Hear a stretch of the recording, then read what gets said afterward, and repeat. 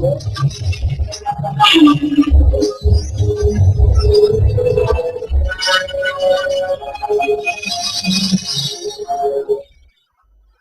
দর্শক, আপনাদের সকলকে স্বাগত জানাচ্ছি বৈশাখী টেলিভিশনের নিয়মিত আয়োজন গ্রামীণ ফোন 0 আওয়ারে। আপনাদের সঙ্গে রয়েছে আমি রাহুল রাহা এবং আমাদের আজকের অতিথি সেক্টর কমান্ডার ফ্রন্ট থেকে সদ্য পদত্যাগী সাধারণ সম্পাদক সাবেক সেনাপ্রধান লেফটেন্যান্ট জেনারেল অবসরপ্রাপ্ত হারুন রশিদ। হারুন রশিদ, আপনাকে স্বাগত জানাচ্ছি আমাদের অনুষ্ঠানে।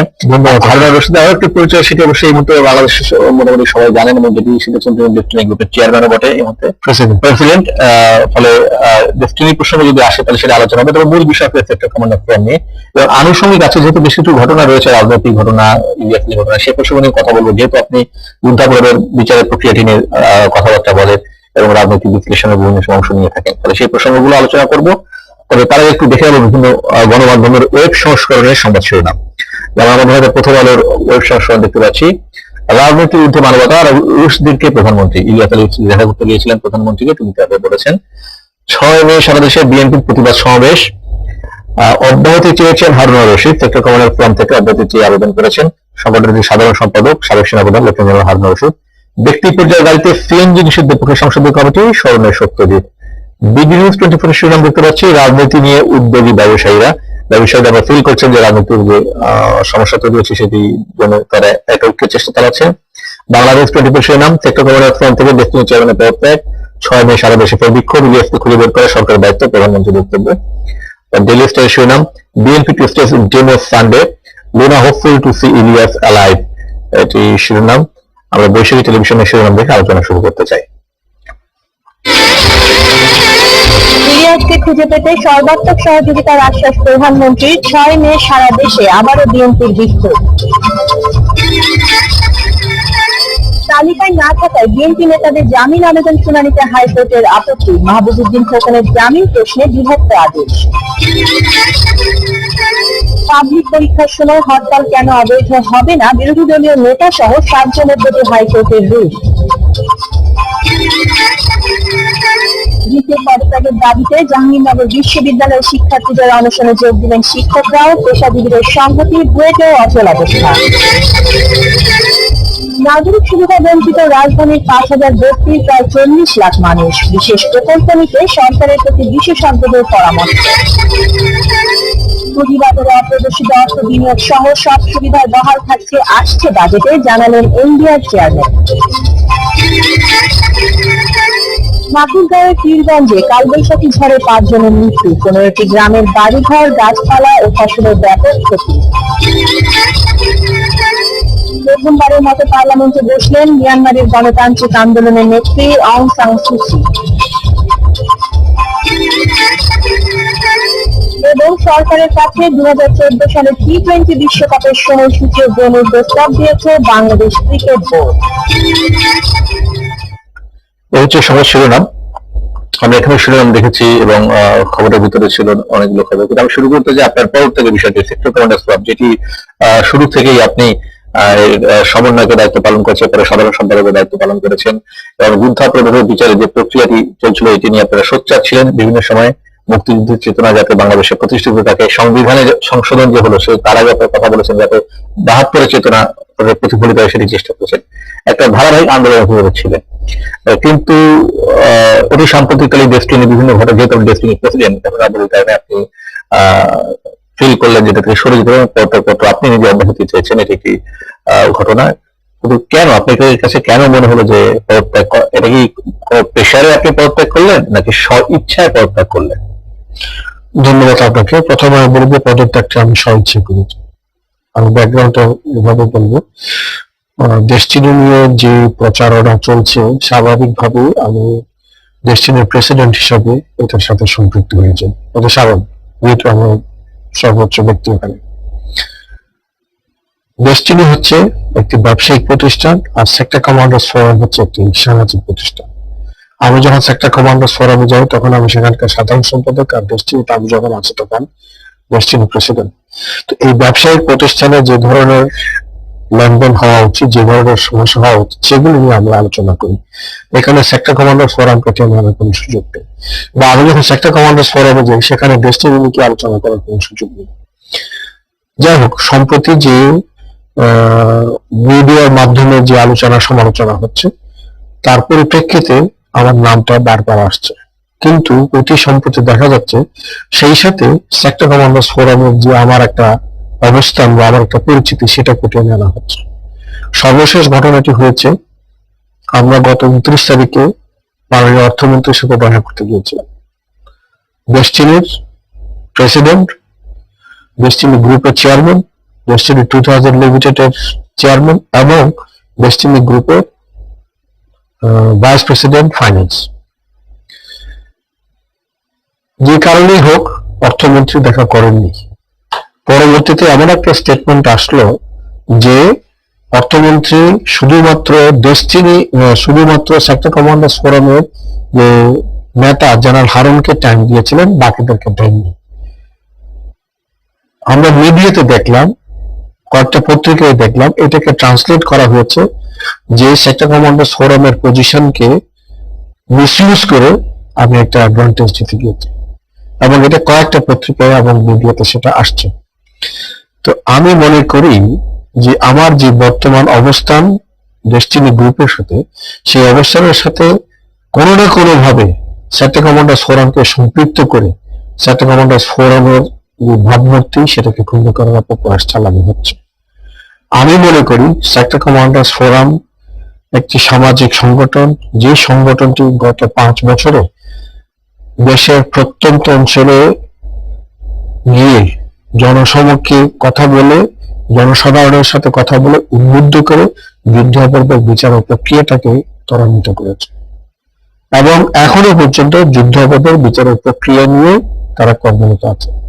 সেখানকার নেতৃত্বে এমন কিছু ব্যক্তিত্ব আছেন যারা মুক্তিযুদ্ধে, সশস্ত্র যুদ্ধে নেতৃত্ব দিয়ে যুদ্ধ জয় করে বাংলাদেশের স্বাধীনতা এনেছে। কাজে আমি মনে করি সেক্টর কমান্ডার্স ফোরাম একটি বিতর্কের ঊর্ধ্বের প্রতিষ্ঠান। আমি কোনো অবস্থাতেই চাই না আমার অবস্থানের কারণে সেক্টর কমান্ডার্স ফোরাম বিতর্কিত হবে। যেহেতু আমি দেখেছি মিডিয়া এই জিনিসটাকে টুইস্ট করে, মিডিয়া এই জিনিসটাকে বিকৃত করে আমার সম্পৃক্ততাকে দিয়ে সেক্টর কমান্ডার্স ফোরামকে বিতর্কিত করার অপপ্রয়াস চালাচ্ছে, সেই জন্য আমি মনে করেছি আমি সেক্টর কমান্ডার্স ফোরামের পজিশন থেকে সরে দাঁড়ানো উচিত। এটাই হচ্ছে অন্য যে সমস্ত সেক্টর কমান্ডাররা আছেন ফোরামের সদস্য, তাদের সঙ্গে কি আপনি আলাপ করেছেন এই বিষয়ে? আমি চেয়ারম্যান সাহেবের সাথে টেলিফোন আলাপ করেছি, উনি অবশ্যই বলেছেন জিনিসটা দুঃখজনক, কিন্তু যেহেতু আমি সিদ্ধান্ত নিয়েছি, আমি বলেছি যে আমি সিদ্ধান্ত নিয়েছি আমি আর থাকবো না, তার কারণ আমি চাই না আমার কোনো কারণে সেক্টর কমান্ডার্স ফোরামের ভাবমূর্তি ক্ষুণ্ণ হোক বা কোনোভাবে সেক্টর কমান্ডার্স ফোরাম বিতর্কিত হোক। কাজে সেই জন্য আমার সরে দাঁড়ানো।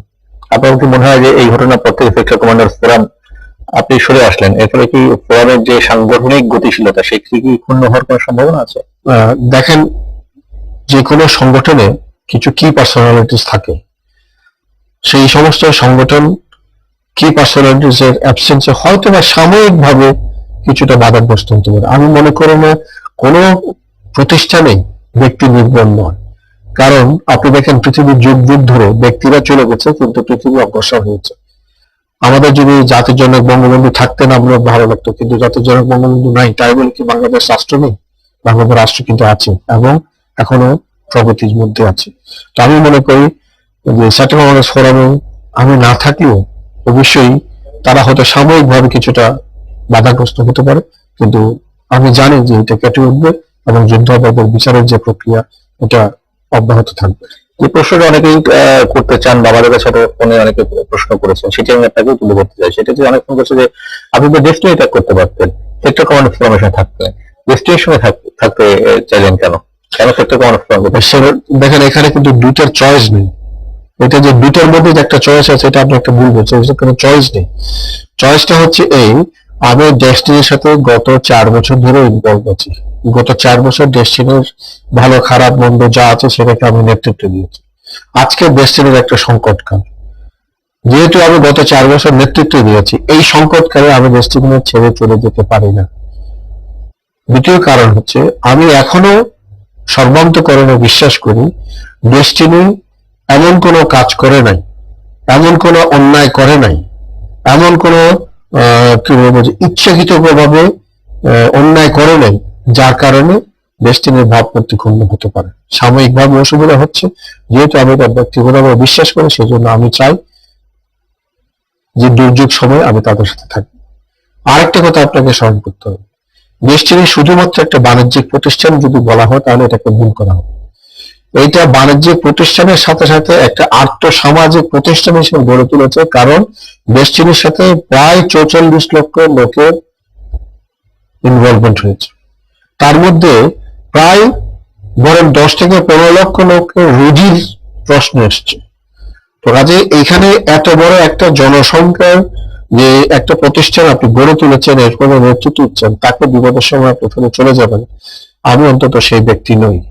কাজেই এখানে প্রশ্ন আমার কাছে যে ফেলে যাওয়া না, আমি যে ডেস্টিনিকে ফেলে চলে যাবো সেটা আমি সেটা সেই প্রশ্নটা নেই, সেই প্রশ্ন আপনার। কাজেই আমাকে এই নেতৃত্বে থাকতে হবে, এই সংকট আমাকে উত্তরণ করতে হবে, এবং যেভাবে গত 4 বছর চালিয়েছে তার থেকে আরো গভীরভাবে। আপনি আবারও সেক্টর কমান্ডার ফোরামে ফিরে যাওয়ার ইচ্ছা রাখেন? আমি তো সেক্টর কমান্ডার্স ফোরাম থেকে পদত্যাগ করিনি, সেক্টর কমান্ডার্স ফোরামের সাধারণ সম্পাদক পদ থেকে আমি একজন মুক্তিযোদ্ধা। আজীবন আমার গর্ব থাকবে, আমি মুক্তিযুদ্ধ করেছি, আমি মুক্তিযোদ্ধা হিসেবে আমার থাকবে, এবং সেই সাথে আমি বলবো, আমি যেখানেই থাকি না কেন, যেই পদে থাকি না কেন, যে অবস্থায় থাকি না কেন, যুদ্ধ অপরাধীদের বিচারের পক্ষে আমার অবস্থান থাকবে, আমি সোচ্চার থাকবো। এবং আমি এটা বলি, একজন সাধারণ সদস্য হিসাবে সেক্টর কমান্ডার্স ফোরামে অবশ্যই আমি আমার কন্ট্রিবিউশন রাখবো। অর্থমন্ত্রী দেখা করলেন না কেন আপনাদের সাথে? প্রথমে তো আমি বলতে চাই যে প্রক্রিয়ায় অর্থমন্ত্রীর সাথে দেখা করার সাক্ষাতের যে ব্যবস্থাটা করা হয়েছে, ডেস্টিনির পক্ষ থেকে 2 জন গ্রাহক পরিবেশক, একজন ডায়মন্ড এক্সিকিউটিভ, একজন পিএইচডি, অর্থমন্ত্রীর সাথে দেখা করে এই অ্যাপয়েন্টমেন্টটা নিয়েছেন, এবং উনি অ্যাপয়েন্টমেন্ট দিয়েছেন 29 তারিখ বিকাল 3টায়। 4 জন লোক দেখা করার কথা।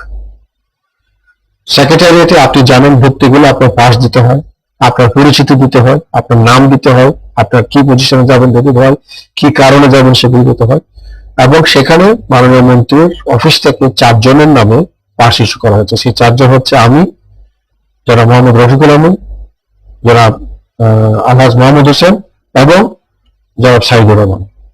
সেই পাসগুলি নিয়ে আমরা সেক্রেটারিয়েটে ঢুকি এবং মাননীয় মন্ত্রীর যে অপেক্ষাগার আছে সেখানে গেল। সেখানে অনেকক্ষণ থাকার পরে আমাদেরকে জানানো হলো মাননীয় অর্থমন্ত্রী দেখা করবেন না। এখানে একটা প্রশ্ন আছে, মাননীয় অর্থমন্ত্রী বর্তমান গণতান্ত্রিক সরকারের নির্বাচিত একজন জনপ্রতিনিধি। গণতান্ত্রিক সরকারের নির্বাচিত জনপ্রতিনিধি হিসেবে আমার বক্তব্য শোনা কিন্তু ওনার কর্তব্য ছিল। আমার একটা রাইট আছে যে আমার জনপ্রতিনিধির সাথে আমার বক্তব্য আমি তুলে ধরতে পারি। উনি আমার সাথে একমত নাও হতে পারে, আমি বলছি না যে আমার কথা শোনার সাথে সাথে উনি আমার একমত কথা হয়ে যাবে, কিন্তু আমাকে শুনবেন না কারণ আমি আমার প্রতিষ্ঠান আন্ডার ইনভেস্টিগেশন, এটা হতে পারে না। আমার ডেমোক্রেটিক রাইটস কে রিফিউজ করা হয়েছে। দ্বিতীয়ত, এই একটু আগে আমি যেটা বললাম, ডেস্টিনি প্রায় 45 লক্ষ সদস্যের একটা আর্থসামাজিক প্রতিষ্ঠান। এত বড় একটা প্রতিষ্ঠান নিয়ে যখন তদন্ত হচ্ছে, সেই প্রতিষ্ঠানের পক্ষ থেকে তো কিছু বলার থাকতে পারে। আমরা মাননীয় অর্থমন্ত্রীকে সেই কথাটাই বলতে গিয়েছিলাম, কিন্তু উনি দেখা করতে অস্বীকার করলেন। আমি মনে করি একজন গণতান্ত্রিক সরকারের মন্ত্রী হিসেবে উনি আমাদের গণতান্ত্রিক অধিকারকে ক্ষুণ্ণ করেছেন। ওই একই জায়গা থেকে আপনি সেক্টর কমান্ডার ফোরামে হয়ে তার সাথে দেখা করেছিলেন পরে? কারণ ওখান থেকে ওনার সাথে দেখা করার জন্য সেক্টর কমান্ডার ফোরামের পক্ষ থেকে কোনো প্রয়াস নেওয়া হয়নি, এমনকি আমি নিজেও কোনো চেষ্টা করিনি। আর আপনি নিশ্চয়ই এটা বিশ্বাস করেন, সেক্টর কমান্ডার্স ফোরামের নেতৃবৃন্দ এই পর্যন্ত কোনো অবস্থাতেই মাননীয় অর্থমন্ত্রীর সাথে এককভাবে কেউ দেখা করেন। সবসময় হয় চেয়ারম্যানের নেতৃত্বে অথবা ভাইস চেয়ারম্যানের নেতৃত্বে আমরা ওনার কাছে গিয়েছি। তৃতীয়ত, সেক্টর কমান্ডার্স ফোরামের নেতৃবৃন্দের জন্য যদি সাক্ষাৎকার নিতে হয় তাহলে ডেস্টিনির 2 জন ডিস্ট্রিবিউটর দিয়ে নিশ্চয়ই ওনার সাথে সাক্ষাৎকারটা আয়োজন করতেন না। এখানে ডেস্টিনির 2 জন ডিস্ট্রিবিউটর গিয়ে কিভাবে সেক্টর কমান্ডার্স ফোরামের নেতার জন্য সাক্ষাৎকারের আয়োজন করলেন? তাহলে এই সংক্রান্ত যে খবরগুলো এসছে কিছুটা ভুল। আমি ভুল তথ্য বলবো না, কিন্তু আমি যেটা বলছি সেটা তো হচ্ছে উনি নিজেও বলেছেন যে সিলেটের একজন ডিস্ট্রিবিউটর এবং ঢাকার একজন ডিস্ট্রিবিউটর, দুজন ডিস্ট্রিবিউটর ওনার অ্যাপয়েন্টমেন্টটা ঠিক করেছেন। কিন্তু আমি বলতে চাচ্ছি ডেস্টিনি ডিস্ট্রিবিউটর কিভাবে সেক্টর কমান্ডার ফোরামের নেতৃবৃন্দের জন্য সাক্ষাৎকারের আয়োজন করবে। আমরা ছোট্ট একটা বিরতি নেব, বিরতি ফিরে এসে বাকি আলোচনা করবো। প্রিয় দর্শক, আমাদের সঙ্গে থাকুন।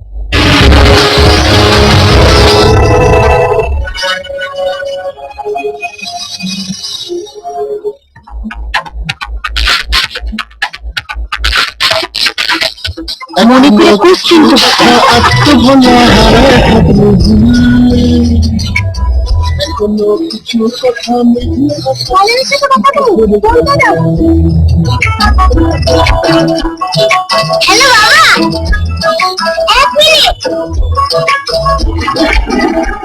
কত তো সব মুছে গেছে বাজান।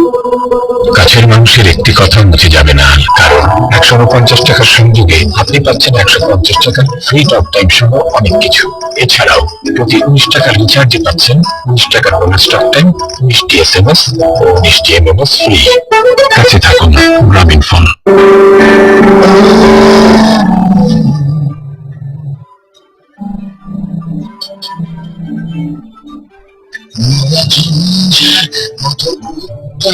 ওরা ঝর্ণার মতো চঞ্চল, ওরা বিধাতার মতো নির্ভয়, ওরা প্রকৃতির মতো সঞ্চল, ওরা ঝঞ্ঝার মতো উত্তাল, ওরা ঝর্ণার মতো চঞ্চল, ওরা বিধাতার মতো নির্ভয়, ওরা প্রকৃতির মতো সঞ্চল সবাই।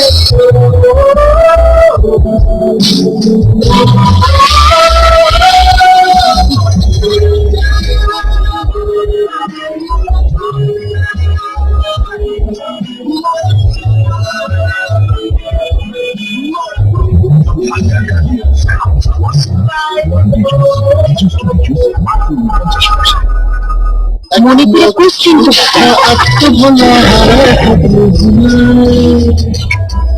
কোনো কিছু কথা নেই।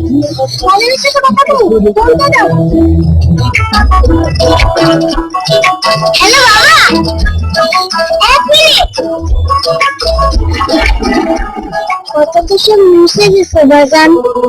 কাছের মানুষের একটি কথা মুছে যাবে না, কারণ 149 টাকার সংযোগে আপনি পাচ্ছেন 150 টাকার ফ্রি টক টাইম সহ অনেক কিছু। এছাড়াও প্রতি 19 টাকার রিচার্জে পাচ্ছেন 19 টাকার বোনাস টক টাইম, 19টি SMS ও 19টি MMS ফ্রি। কাছে থাকুন, গ্রামীণ ফোন।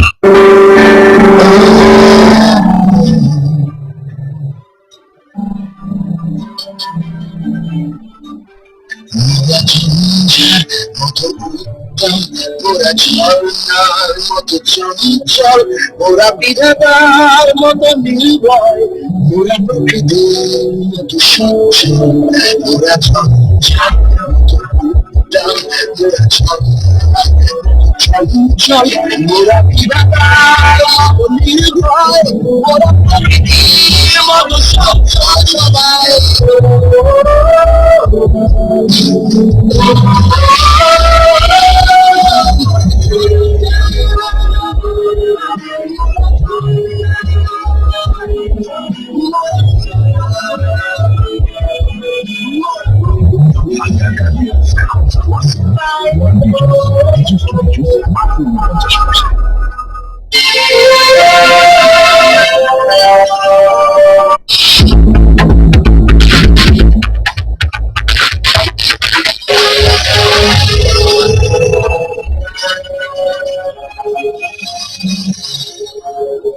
দর্শক, আরো একবার স্বাগত গ্রামীণ ফোন ব্যুরো আওয়ারে। কথা বলছিলাম সাবেক সেনাপ্রধান লেফটেন্যান্ট জেনারেল অবসরপ্রাপ্ত হারুন রশিদের সঙ্গে। আমরা যে প্রসঙ্গে কথা বলছিলাম, আপনি বলছেন যে আপনি সব সময় সমস্ত প্রক্রিয়াতে যুদ্ধাপরাধের বিচারের প্রক্রিয়ার সঙ্গে পূর্ণভাবে যুক্ত, যেহেতু সেক্টর ফোরামে আপনি এখন সদস্য, সাধারণ সম্পাদক ত্যাগ করেছেন। এখন যে পরিস্থিতি, যুদ্ধাপরাধের বিচারের যে প্রক্রিয়াটা চলছে, সব মিলিয়ে আপনার কি মনে হয় যে এটি নির্ধারিত সময়ের ভিতরে বিচার প্রক্রিয়া শেষ করা যাবে? আর নির্ধারিত সময়ের ভিতরে বিচার প্রক্রিয়া শেষ করা না যায়, তাহলে কি সমস্যা বা সংকটের মুখোমুখি দেশ হতে পারে বলে আপনি মনে করেন? দেখেন, যুদ্ধ অপরাধের বিচার প্রক্রিয়াটা কিন্তু অনেক ব্যাপক এবং বিস্তৃত। আমরা শুধু একটা কথা যদি স্মরণ করি, 1975 সালে যখন রিপিল অফ কোলাবোরেটরস অ্যাক্ট অর্ডিন্যান্স জারি হলো, তখন কিন্তু কারাগারে 11,000-এর অধিক বন্দী ছিল। তার মানে 11,000 ব্যক্তির বিরুদ্ধে সুনির্দিষ্ট অভিযোগ ছিল। তো আমরা ধরে নিচ্ছি সে 1975 থেকে এর মধ্যে প্রায় 50% লোক মারা গেছে। তারপরেও আপনার প্রায় 5,500 লোক এখনো জীবিত আছে, 5,500 অপরাধী এখনো জীবিত আছে। তাছাড়াও 1971-এ অনেক অপরাধী কিন্তু দেশ থেকে পালিয়ে গিয়েছিল, যেমন ধরুন গোলাম আজম, নিজামী, মুজাহিদ, কামরুজ্জামান, এরা সকলে কিন্তু দেশ থেকে পালিয়ে গিয়েছিল। তো তারা দেশে যে ফেরত আসছে তাদের সংখ্যা, তো আমরা ধরে নিচ্ছি প্রায় 6,000, আমার অনুমান প্রায় 6,000 অপরাধী এখনো বাংলাদেশে আছে। আমাদের যেটা প্রচেষ্টা, আমরা যেটা বারবার বলে আসছি, সেটা হলো একজন যুদ্ধ অপরাধী যদি থাকে তার বিচার করতে হবে। তার মানে আমাদের দাবি সকল যুদ্ধ অপরাধীর বিচার করতে হবে। এখন যে বিচারটা প্রক্রিয়াটা চলছে, এখানে কয়েকজন ব্যক্তির মধ্যে সীমিত যারা শীর্ষস্থানীয় অপরাধী। তার মধ্যে আপনি জানেন 8 জনের প্রক্রিয়া শুরু হয়েছে। তো আমি যে যুদ্ধ অপরাধের বিচার প্রক্রিয়া যে শেষ হবে কবে সেটা বলা অত্যন্ত কঠিন। আমরা সেক্টর কমান্ডার্স ফোরামের পক্ষ থেকে দাবি তুলেছি যে অন্তত প্রত্যেক বিভাগে একটি করে ট্রাইব্যুনাল এবং ঢাকায় 2টি ট্রাইব্যুনাল। তো তার মধ্যে ঢাকায় 2টি ট্রাইব্যুনাল হয়েছে, কোনো বিভাগীয় ট্রাইব্যুনাল কিন্তু এখনো হয়নি। তো কাজেই এখন এই মুহূর্তে বলা কঠিন কবে যুদ্ধ অপরাধের বিচার প্রক্রিয়া শেষ হবে। তবে আমরা যেটা চাই সেটা হলো শীর্ষস্থানীয় যাদের বিচার প্রক্রিয়া শুরু হয়েছে তাদের বিচার অন্তত বর্তমান সরকার মেয়াদকালে যেন শেষ হয়। তৃতীয়ত, আমরা এখনো জনমত গঠনের কাজে নিয়োজিত আছি। আমরা জনগণকে বুঝাচ্ছি, আমরা চাই জনগণ যুদ্ধ অপরাধের বিচারের প্রক্রিয়াটা অব্যাহত রাখবে। সরকার যেই থাকবে কেন, জনগণের ইচ্ছা যদি থাকে, জনগণ যদি চায় যুদ্ধ অপরাধের বিচার প্রক্রিয়া চলমান থাকবে, তাহলে এটা চলমান হবে। তো কাজে সেই লক্ষ্যে আমরা এখনো কাজ করছি। এটা কয় বছর লাগবে, কতদিন লাগবে এটা বলা অত্যন্ত কঠিন। এটা বিচারের রায়ের উপর, বিচারের প্রক্রিয়ার উপর নির্ভরশীল। কিন্তু এই যে সাম্প্রতিক সময়ে যে রাজনৈতিক অস্থিরতা তৈরি হচ্ছে, বিভিন্ন সরকারি দল, প্রায়শই সরকারি দলের তরফ থেকে বলা হয় যে যুদ্ধাপরাধের বিচারে বানচাল করবার জন্য অস্থিরতা, আবার বিরোধী দলের পক্ষ থেকে যুদ্ধাপরাধের স্ট্যান্ডার্ডাইজেশনের কথা তারা বলেন, যেটা যেন মানসম্মত হয়, এটা বাইরের দেশের লোকেরা বলছেন। আপনি কি মনে করেন যে এই রাজনৈতিক অস্থিরতার পিছনে, এটাকে আপনি মনে করেন কিনা যে রাজনৈতিক অস্থিরতার পিছনে এই যুদ্ধাপরাধের বিচারকে বানচাল করবার কোনো উদ্যোগ আছে? দেখেন, আপনি যদি একটা সামাজিক অবস্থার দিকে তাকান, তাহলে যুদ্ধ অপরাধের বিচার প্রক্রিয়াটা এত ব্যাপক যে এখানে সারা দেশের সমর্থনের প্রয়োজন আছে। এখানে বিভক্তির কোনো সুযোগ নেই, কারণ সারা দেশ থেকে আপনার নমুনা সংগ্রহ করতে হবে, সারা দেশ থেকে আপনাকে সাক্ষী শপথ গ্রহণ করতে হবে, সারা দেশ থেকে প্রমাণাদি সংগ্রহ করতে হবে, দেশ বিদেশ সকলের কাছ থেকে। কাজে এখানে সকলের সম্পৃক্ততা প্রয়োজন আছে। এখানে যে কোনো রকমের বিভক্তি হোক না কেন, এটা যুদ্ধ অপরাধের বিচারের প্রক্রিয়াকে বাধাগ্রস্ত করবে। এখন বিরোধী দল যখন বলে যে এই বিচার প্রক্রিয়াটা আন্তর্জাতিক মানের নয়, তার মানে কি? উনি বলতে চাচ্ছেন যে এই বিচার যেভাবে চলছে সেভাবে আমরা মানি না। শুধু তাহলে তো একটা বিভক্তি দাঁড়ালো, সেই বিভক্তি হওয়াটা মানে বিচার প্রক্রিয়াটা বাধাগ্রস্ত হওয়া। এখন আমার প্রশ্ন হচ্ছে, আন্তর্জাতিক মান বলতে কোনটাকে আন্তর্জাতিক মান বলবো? এই পর্যন্ত যত আন্তর্জাতিক ট্রাইব্যুনাল হয়েছে কোনটাই বাংলাদেশের ট্রাইব্যুনালের সমকক্ষ নয়। কারণ এই ট্রাইব্যুনাল হচ্ছে একমাত্র ট্রাইব্যুনাল যেটা দেশীয় আইনে, দেশের কনস্টিটিউশনের ধারায় বিচার কার্য পরিচালনা করছে। এছাড়া যত বিচার কার্য হয়েছে সবগুলি কিন্তু আন্তর্জাতিক ট্রাইব্যুনাল। যে দেশে উকিল ছিল না, যে দেশে জজ ছিল না, যে দেশে প্রসিডিউর ছিল না, সেগুলি সব ইম্পোর্ট করে নিয়ে এসে একটা আন্তর্জাতিক আদালত বসাই দিয়েছেন, তারা ট্রাইব্যুনাল গঠন করেছে। আমার ক্ষেত্রে কিন্তু তা না। আমার দেশের আইন, আমার দেশের মানুষ এবং এই দেশেই বিচারক, আইনজীবী সবাই আমার দেশে। দ্বিতীয় যে কথাটি হচ্ছে সেটা হলো এই পর্যন্ত যত আন্তর্জাতিক ট্রাইব্যুনাল হয়েছে, কোন ট্রাইব্যুনালে অভিযুক্তকে বেল দেওয়ার কোনো সুযোগ নেই, এবং সেই আইনটি আমাদের ক্ষেত্রে প্রযোজ্য। তারপরে আমরা দেখেছি আমাদের ট্রাইব্যুনাল বেল দিয়েছে। এই পর্যন্ত সংগঠিত যত ট্রাইব্যুনালে বিচার হয়েছে, কোন বিচারে কোন ট্রাইব্যুনালের রায়ের বিরুদ্ধে আপিল করার কোনো সুযোগ নেই। কিন্তু বাংলাদেশে এই ট্রাইব্যুনালের রায়ের বিরুদ্ধে সর্বোচ্চ আদালতে বিচার করার সুযোগ আছে, মানে আপিল করার সুযোগ আছে। তৃতীয়, আপনি একজন সাংবাদিক মানুষ, আপনি নিশ্চয়ই জানেন যে প্রতিদিন প্রচুর সংখ্যক সাংবাদিক এই ট্রায়ালটাকে পর্যবেক্ষণ করেন। ডিফেন্ডেন্ট যারা আছে তাদের উকিলরা প্রতিনিয়ত তাদের ক্লায়েন্টদেরকে রিপ্রেজেন্ট করছে। আমরা আন্তর্জাতিকভাবে যারা পর্যবেক্ষণ আসে তাদেরকে পর্যবেক্ষণ করতে দিই। তাহলে আপনার প্রশ্ন আসে, তাহলে মানটা কোথায় নেই? আপনি সময় চাচ্ছেন, সময় পাচ্ছেন, আপনি বেল চাচ্ছেন, বেল পাচ্ছেন, আপনি এপিল করতে পাচ্ছেন, আপনি ডিফেন্ড করার সুযোগ পাচ্ছেন, আপনি তার সাথে দেখা করার সুযোগ পাচ্ছেন। কাজে আমাদের দেশের আইনি প্রক্রিয়ায় যে সমস্ত ব্যাপারে আইনি সহায়তা দেওয়ার প্রয়োজন সকল সহায়তা আপনি পাচ্ছেন। তো কাছে এখানে মানের কোনো অবস্থা নেই, এর কোনো ভিন্নতা নেই। আমি শুধু এই কথাটাই বলি, আপনারা যারা ট্রাইব্যুনাল দেখতে যান, যে সমস্ত সাংবাদিক ভাইরা ট্রাইব্যুনাল দেখতে, তারা কিন্তু একটা কথা গুরুজনকে বলা উচিত যে আপনারা আন্তর্জাতিক ট্রাইব্যুনাল বলতে কি বোঝেন। এই যে 1973 সালে আইনটি গঠন হয়েছিল, এটা তো গঠিত হয়েছিল 1973 সালে, আজকে না তো। এবং 1973 সাল থেকে এর মধ্যে কতবার সরকার বদল হয়েছে। কেউ তো এই আইনটাকে বদল করেনি, কেউ তো আইনটাকে অ্যামেন্ড করেনি, কেউ তো আইনটাকে বাতিল করেনি। যদিও 1975 সালের 31শে ডিসেম্বর কোলাবোরেটরস অ্যাক্ট রিপিল অর্ডিন্যান্স জারি হয়েছিল, তো সেটা যদি করতে পারে তাহলে এটাকে বাতিল করেনি। তার মানে এই আইনটা সেই থেকে এখনো পর্যন্ত কার্যকর। আজকে কেন এটা বিতর্কিত হবে? একটু ছোট্ট একটু আমাদের সময় ফিরে আসছে প্রসঙ্গে, এটাও এই প্রসঙ্গে বলা হচ্ছে যে এই যে ইলিয়াস আলী নিখোঁজ হয়ে যাওয়া, সেটি নিয়ে বলা হচ্ছে যে যুদ্ধাপরাধ বিচারের নস্বাত জন্য বিরোধী দল আন্দোলন অংশ বলা হয়, সেটি অন্য বিষয়। কিন্তু নিখোঁজ হয়ে যাওয়ার যে বিষয়টি, সেটিও তো একটা মানবতা বিরোধী অপরাধ। মানে একটা মানুষ হারিয়ে যাবে কেন? একটা মানুষকে তাকে পাওয়া যাবে না কেন?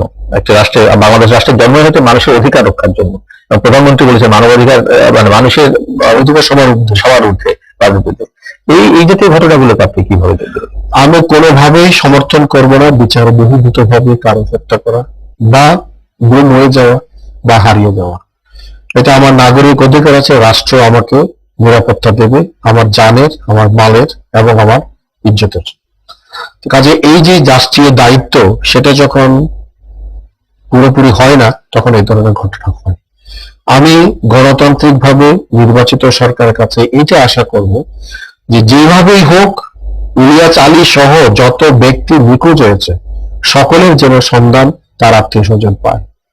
এখানে ইলিয়াস আলী যেহেতু একজন এমপি, যেহেতু একজন রাজনৈতিক ব্যক্তিবৃন্দ, রাজনৈতিক দল তার পক্ষে কর্মসূচি করতে, কিন্তু এর আগে তো আরো অনেক লোক হারিয়ে গেছে, তাদের ব্যাপারে কি হবে? তাদের সন্তানরা মানুষ না, তারাও মানুষ। তো কাজে আমি সরকারের কাছে ইলিয়াস আলী নিখোঁজ হওয়ার ঘটনার সাথে সাথে এইটাও দাবি করবো, এই পর্যন্ত যত মানুষ নিখোঁজ হয়েছে সকলের সন্তান যেন আমরা পাই, সকলেই তার মা বাবা, ছেলে মেয়ে, ভাই বোন যেই হোক না করে যে হারিয়েছে সে যেন ফেরত পায়। তৃতীয়ত আমি যেটা বলবো, এটা শুধুমাত্র সরকারের দায়িত্ব তা নয়, এটা আমাদের নাগরিক হিসাবে আমি মনে করি সকল নাগরিকের দায়িত্ব। এই যে মানুষগুলি গুম হয়ে যাচ্ছে, এটা কোথায় যাচ্ছে তার কোনো না ক্লু আমাদের কাছে, আত্মীয় স্বজনের কাছে, বন্ধু বান্ধবের কাছে, তার সহকর্মীদের সাথে কারো না কারো কাছে আছে। কাজে সেই জিনিসটা আমাদেরকে আইন শৃঙ্খলা বাহিনীকে দিয়ে সহায়তা করে তাদেরকে খুঁজে বের করা এবং বিষয়টি নিয়ে রাজনীতি না করা। অবশ্যই না। এখন ধরেন আমি একটা কথা বলছি, ইলিয়াস আলী মারা গেছে, ইলিয়াস আলীর ছেলে মেয়েরা এবং স্ত্রী অবশ্যই শোকাহত, কিন্তু এই যে হরতালে যারা মারা গেল তাদের স্ত্রীর খবর কে নিচ্ছে, তাদের ছেলে মেয়েদের খবর কে নিচ্ছে, তাদের আত্মীয় স্বজন, তারা কি শোকাহত নয়? তারা কি মানুষ নয়? তারা কি ইলিয়াস আলীর মতো দাবি করতে পারে না যে আমরা কেন নিহত হলো, আমরা কেন ক্ষতিগ্রস্ত হলো? তাহলে তাদের দায় দায়িত্ব কার? তো কাজে আমরা যাই করি না কেন, আমি আমার অধিকার অ্যাপ্লাই করতে গিয়ে আমি যেন আপনার ক্ষতি না করি। আপনার গণতান্ত্রিক অধিকার আছে, অবশ্যই আপনি হরতাল ডাকতে পারেন, কিন্তু আপনাকে গণতান্ত্রিক অধিকার হিসাবে কেউ আপনাকে দেয়নি আপনি আমার সম্পত্তির ক্ষতি করবেন, আমার জানের ক্ষতি করবেন, এই অধিকার কেউ আপনাকে দেয়নি। অসংখ্য ধন্যবাদ লেফটেন্যান্ট জেনারেল অবসরপ্রাপ্ত হারুন রশিদ, আমাদেরকে সময় দেওয়ার জন্য, আপনার স্পষ্ট বক্তব্যের জন্য। এবং আমরা ধন্যবাদ জানাই যে আপনি সেক্টর কমান্ডার ইসলামকে বিতর্কের মধ্যে রাখার জন্য যে উদ্যোগ নিয়েছেন সেটি প্রশংসনীয়। বাংলাদেশের মানুষ কিন্তু সবসময় প্রত্যাশা করে মানুষের এই যে দায়িত্বশীলতা, যে দায়িত্ববোধ, সেইটিকে মানুষ যাতে এক্সারসাইজ করে, বাংলাদেশ সেটি খুব কম দেখা যায়। আপনি এটা করেছেন বলে আপনাকে ধন্যবাদ জানাতে চাই।